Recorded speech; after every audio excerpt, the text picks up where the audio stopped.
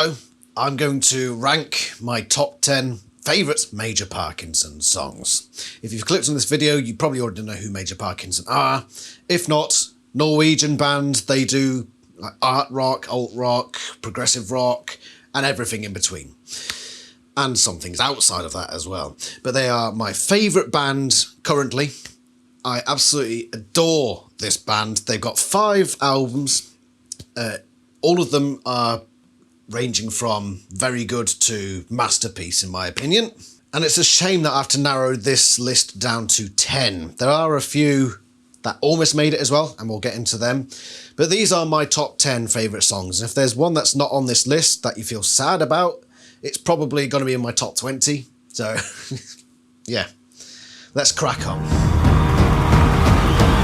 Walking through the fire to the streets where you were born. You had a light bulb in your heart when you were alive.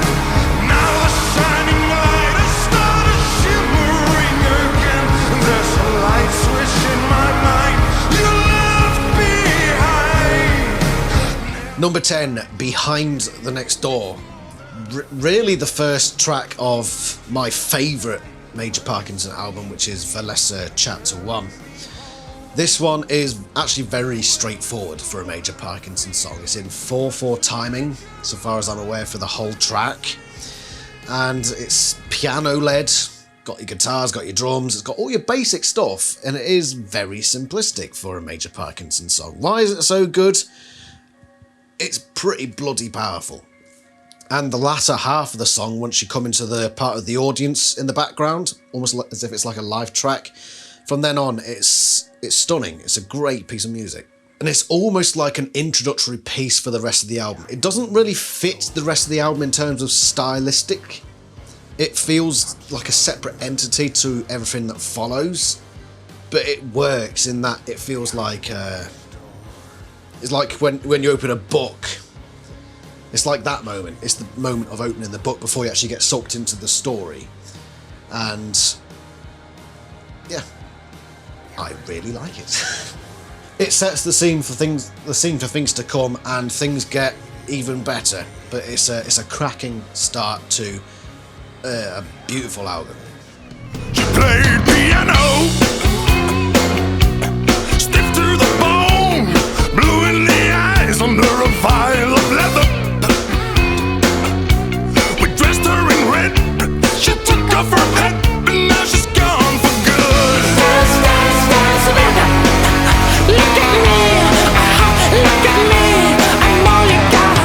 I wasn't a great fan of I Am Erica at first.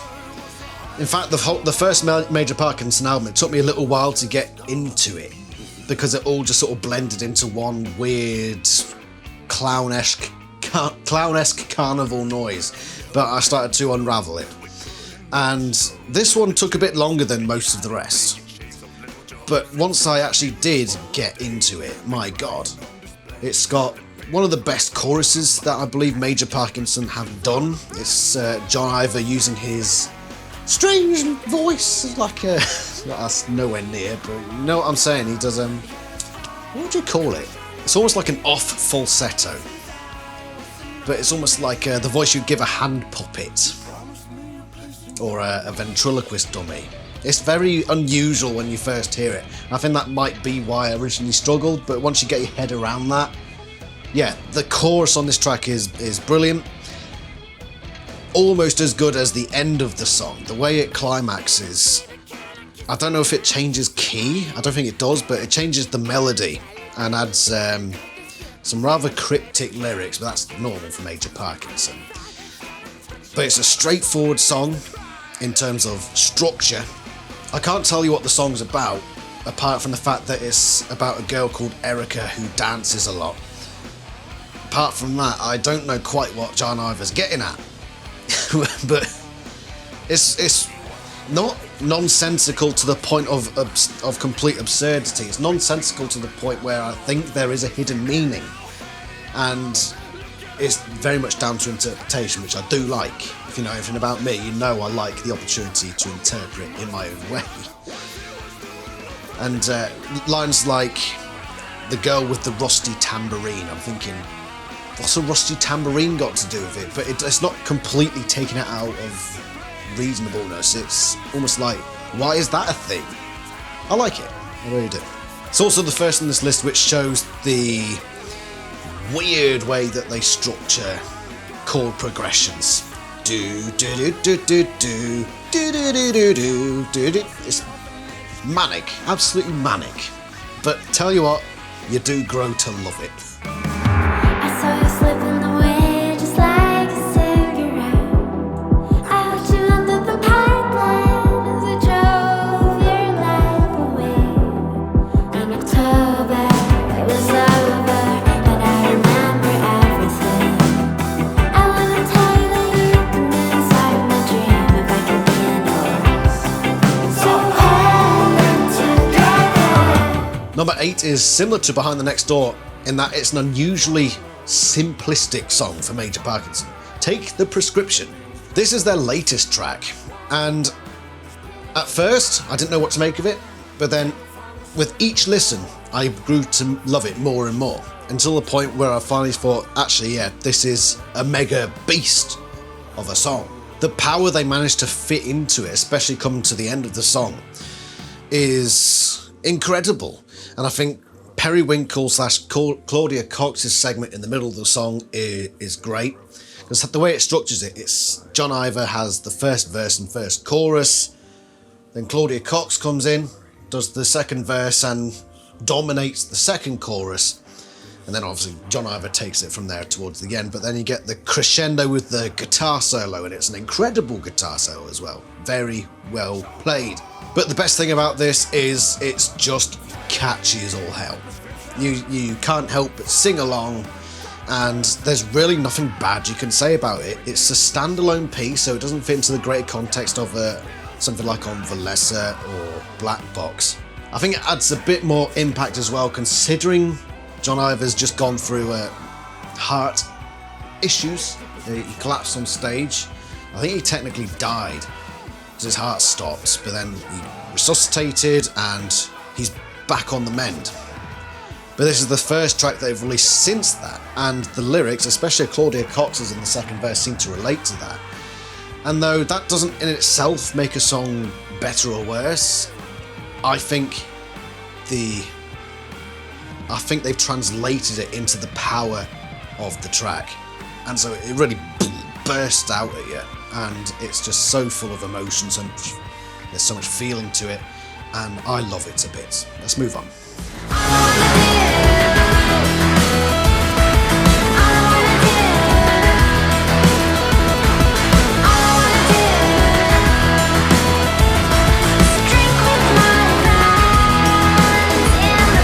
This is the house, it's the house where it all happened. This is the room, it's the room where it all happened. This is where I start to cheat a little bit now, because there are some tracks that I see as basically a medley of sorts, where yeah, they might be separate tracks, but you've got to take them together. So if I'm listening in the car on shuffle and one of these tracks comes on, I tend to skip it because I think it's not the complete bit, it's not the complete song. This is the first example: The House, The Room, Posh Apocalypse. This encompasses basically everything that's great about Major Parkinson, because The House is very similar to early Major Parkinson, where it's a bit off the wall, a bit mad. You sort of, when you first hear it, you back away a little bit, thinking, what the hell is going on here? The Room is filled with beautiful melodies like the sorts you would get on Black Box. And then Posh Apocalypse is an instrumental section just showing absolutely brilliant musicianship. I will say that the keyboardist stands out majorly on stands out quite a lot on this album in particular.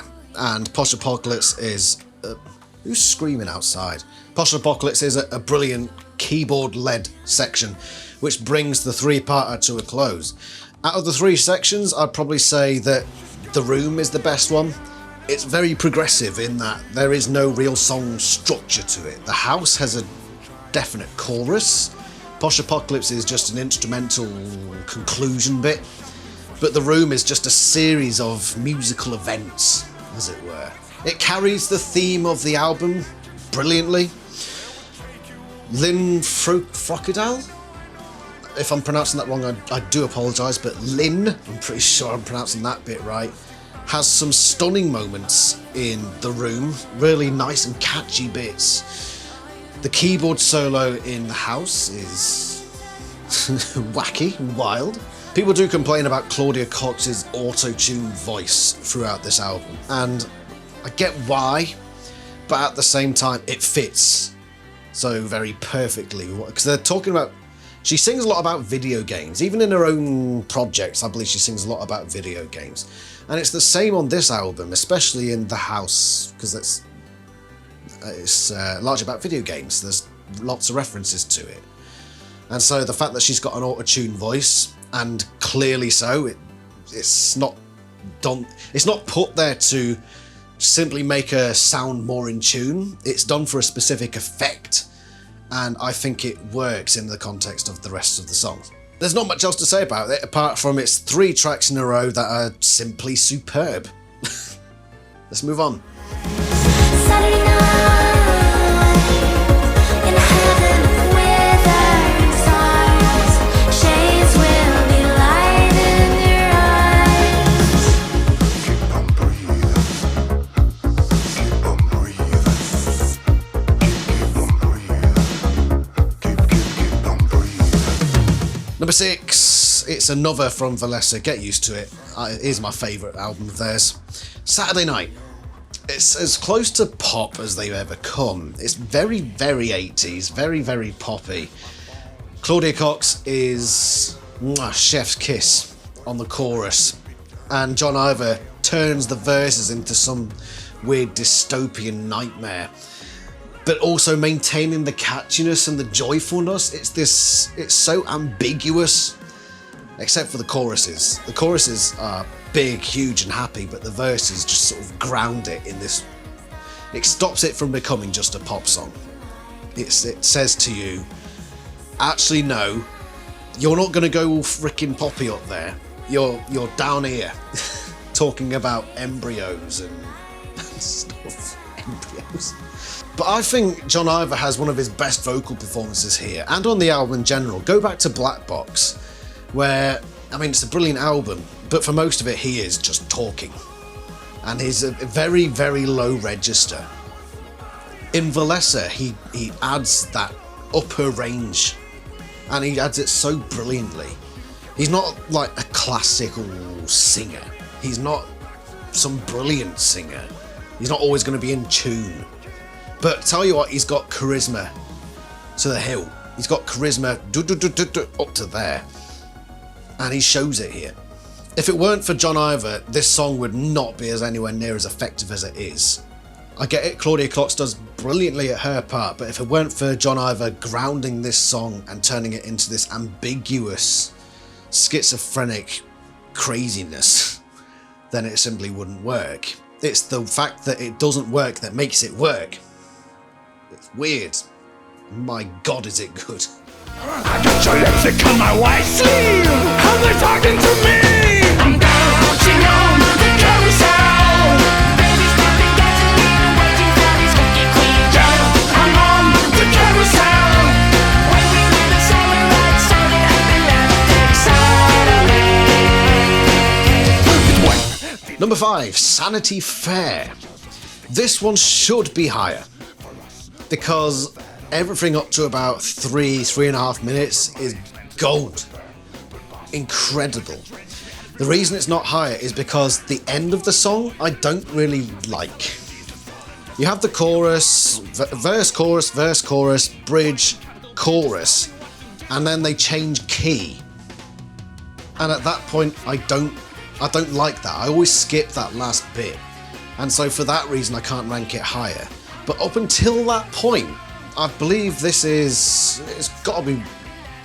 definitely top 3. The choruses are so, I think it's the catchiest chorus they've ever done. The bounce of it, the tempo, the rhythm, the the call and response style in the chorus. I will just sometimes play these sections on repeat because I love them so goddamn much. And then you get the verses. You get the second verse is basically, is he rapping? It sounds almost like he's rapping. I don't know what he's saying until I look at the lyrics, but it's not something he does very often anymore, John Iver. This style of almost rapping. But he does it with such intensity and such a sinister growl in his voice that it just doesn't sound real. It sounds like the devil is rapping at you at points. It's weird. You'll notice I've used that word a lot in this review. It's because Major Parkinson are a weird band. If you don't know them, firstly, have you watched up to this point of the video? But yeah, if you haven't heard them, just go listen to them. But keep an open mind because it will sound like the demons trying to seduce you. After the first couple of songs, you might start to get it. I still don't quite know what Sanity Fair is all about. It sings a lot about carousels and purple buses. I think this is a very innuendo-heavy track, which is fine. Just cut out the last 30-40 seconds of the song, and this would probably be my top 2, I would say, definitely. Show me the killer. You're a winner. Generations calling your name. Francisco Goya. Paranoia. Every day's exactly the same. Number 4, it's another multi-track bit. It's Velvet Moon and Irina Margarita. Again, they just seem to slot so perfectly together that I consider them one extended track. But the majority of it comes in Irina Margarita, which is probably the most progressive that they've been, other than, say, Baseball or Isabel. Velvet Moon is a beautiful little piece. Yeah, it's magnificent. Just piano-led, John Iver with a soft, it's unusual for him, soft vocal melody, but it leads into this really ghoulish keyboard melody that starts Irina Margarita. And it does start off very sinister, very dark, but as the track progresses, it gradually becomes bright and ends on, I'd say, the brightest moment of the album. But similar to The Room, it's a handful of musical events going on. And in the middle is the Dave section, which is a callback to Velvet Moon, but in an almost memory thing, where it's not... How do I explain it? It's basically that section from Velvet Moon, but given a nightmarish backdrop behind it, full of echoes like you're in a chamber. And instead of Dave, is that your name? It's Dave, state your name. So many different ingredients thrown into this pair of tracks side by side, but they gel it so wonderfully together that I can't help but I can't put it low on the list. It's up high, as you can see. Number 4 is not reaching the top 3 just yet.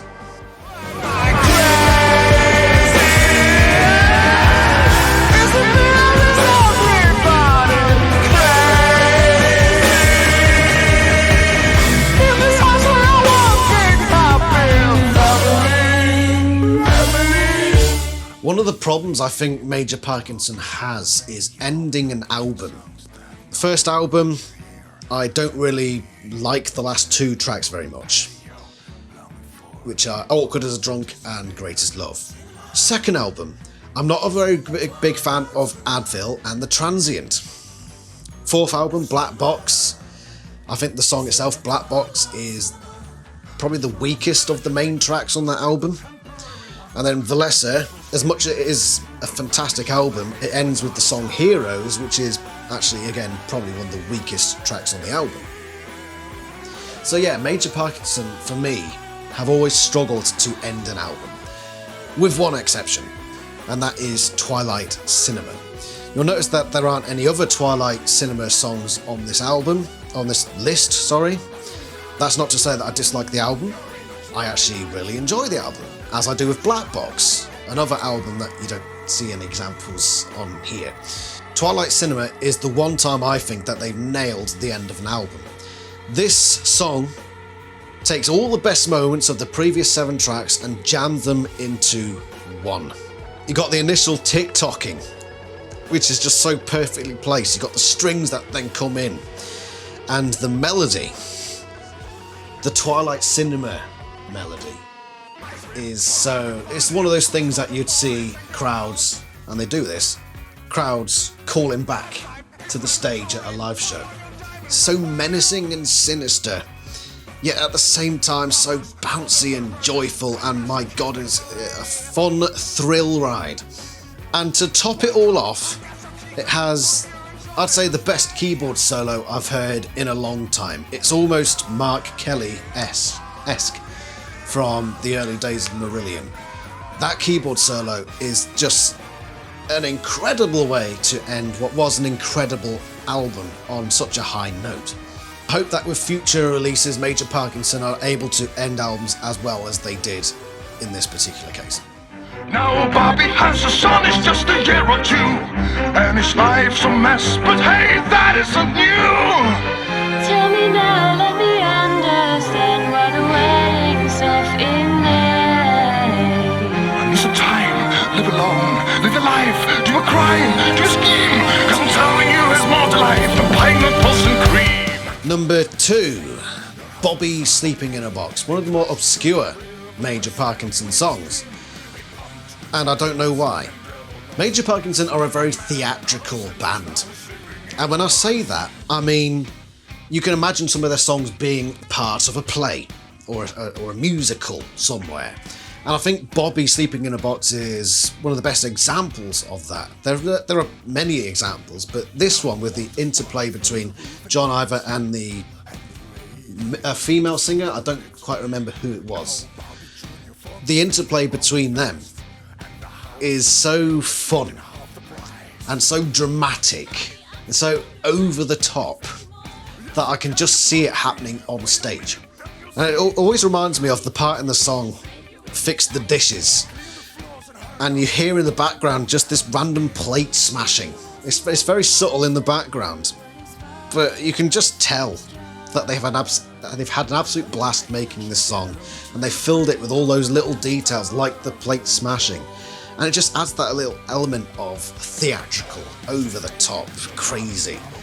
Mummy, mummy, fix the dishes, make your wishes, I declare. Smash. So dramatic, and my god, I love the drama. And then they start roasting each other in this song. Shut up, you psycho. And is it make me a drink? The thing is that the lyrics aren't online. I've never actually seen a copy of the lyrics.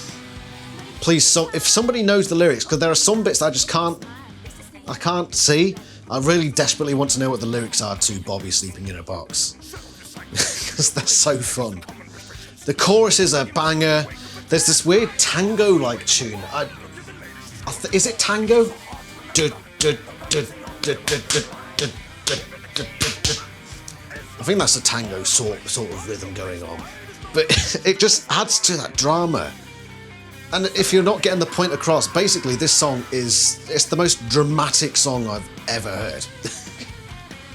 And it's gorgeous. Why this song wasn't put on an album, I can only imagine it's because it doesn't really fit the feel of the Major Parkinson initial album. It does feel a lot different. And I've seen somebody speculate that it got turned into Twilight Cinema aspects of it.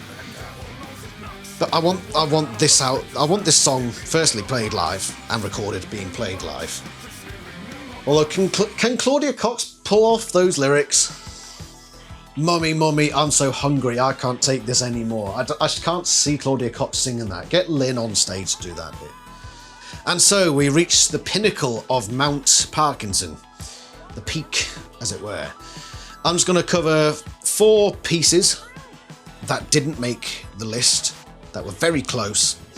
So you've got Dance with the Cookie Man, which is sort of similar to Bobby in that it's just inherently playful and fun. But there's a whole minute at the end of just guitar twiddling that's just completely needless, and it's too short to really get too much into it. It's a Job, which is the song that precedes Sanity Fair on the first album. It basically makes the best part. That album at that point is just brilliant. It's a Job, Insanity, talking about murders, but it's very catchy. Solitary Home, but not the original version. The Los Alamitos, I think that's how you pronounce it, version. If you go online, you'll see a video of it. I absolutely love that version, and I listen to it a lot. Sadly, it just misses out on this list.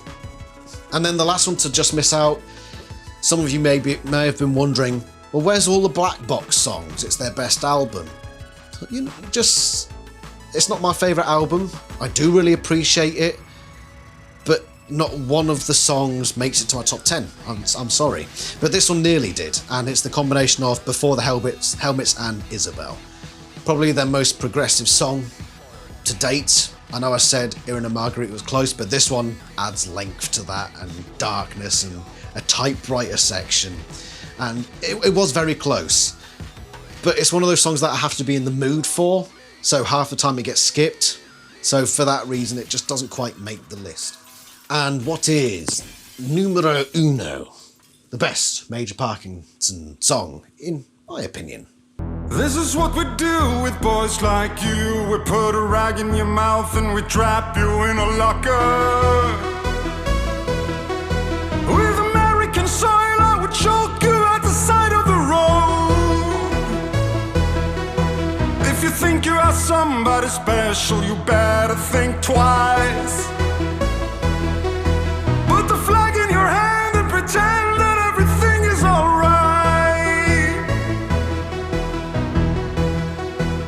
It's another multi-parter, and I see them all as one big suite. So you start off with Riding the Whirlwind, which is a stunning piano piece. It's basically 1.5 minutes of piano in a very major key. I just find it so very pleasant, but then it just sort of stops and grows into bang, the first opening boom boom boom of Live Forever. A tonal shift, but then we get probably the best set of vocal performances ever in a Major Parkinson song. Everyone who sings on Live Forever is absolutely on top of their game. The song starts very electronica, what have you. There's a wonderful little keyboard melody. That part, very, very nice. And then you get to the first chorus, which I believe is sung by Lynn. And I swear at points as well throughout that song, Claudia Cox is doing a lot of the singing, but it's just credited to Lynn Frocasel. Correct me if I'm wrong, but I'm pretty sure there's some Claudia Cox thrown in there as well. You then get the break after the first chorus, which has an absolutely stunning drum fill, which is actually viewable on YouTube. You can actually see... I'm sorry, I forgot his name. I don't remember Norwegian names very well, I'm sorry. You can see the drummer playing that section. It's always forever.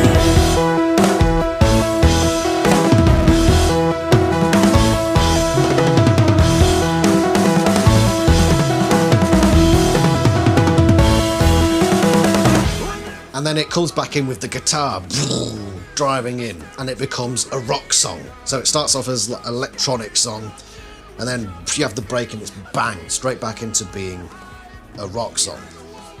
And the change is done so smoothly that you barely even recognise that the change has happened.